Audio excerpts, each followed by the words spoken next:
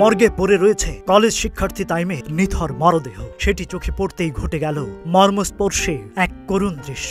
সন্তানহারা মা বাবার আহাজারিতে ভারী হয়ে উঠল রাজধানীর আকাশ বাতাস। সেই সময় শোনা গেল শহীদ সন্তানের বাবা ময়নালের বুক ফাটা আর্তনাদ।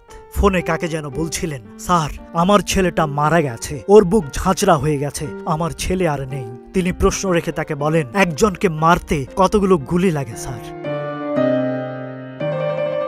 গেল শনিবারের এই মর্মান্তিক ঘটনা তুলে ধরে দেশের গণমাধ্যম ডেইলি স্টার।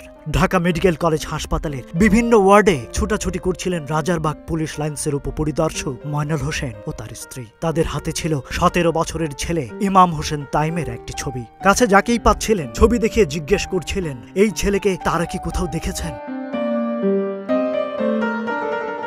বিকেল 5টা থেকে পরের 2 ঘন্টা তারা হতাহতদের তালিকায় তাইমের নাম খোঁজেন। পরে ছবি দেখে একজন সাংবাদিক তাইমের বাবাকে মর্গে খোঁজ নিতে বলেন। সঙ্গে সঙ্গে জরুরি বিভাগের লাশ ঘরের উদ্দেশ্যে দৌড় দেন তিনি। একজন লাশ ঘরের দরজা খুলে দিলে ভেতরে ঢোকেন তারা। সেখানে পড়েছিল রক্তে ভেজা গুলিবিদ্ধ তাইমের নিথর দেহ।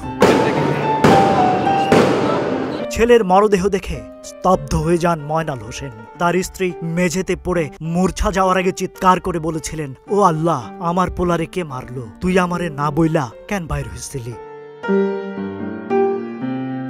কোটা সংস্কারের দাবিতে বিক্ষোভ মিছিলে যোগ দিতে তাইম শুক্রবার সকাল 11টার দিকে তাদের যাত্রাবাড়ির বাসা থেকে বেরিয়ে যান। ঘণ্টাখানেক পর তাইমের বাবা মাকে কেউ ফোন করে জানায় যে তাদের ছেলেকে গুলি লেগেছে, তাকে ঢাকা মেডিকেল কলেজ হাসপাতালে নেওয়া হচ্ছে। এর আগে 16 জুলাই রংপুরে ঘটে যায় আরেকটি মর্মান্তিক ঘটনা। কোটা আন্দোলন চলাকালীন নিহত হন বেগম রোকেয়া বিশ্ববিদ্যালয়ের ইংরেজি বিভাগের শিক্ষার্থী আবু সাইদ। মৃত্যুর ঠিক আগে লাঠি বন্দুকের সামনে দুহাত ছড়িয়ে অকুত ভয়ে সাইদের সেই ভিডিও দ্রুত ভাইরাল হয় সমাজ মাধ্যমে। রাজনৈতিক বিশ্লেষকরা মনে করেন ছাত্র আন্দোলন জোরদার করতে বড় ভূমিকা নিয়েছিল বন্দুকের সামনে বুক টান করে থাকা সাইদের সেই প্রতিবাদের ছবি।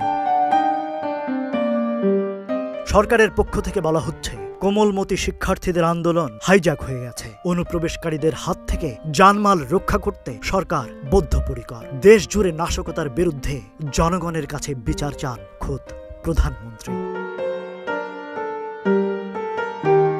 Rajib Raihan, news flash 71।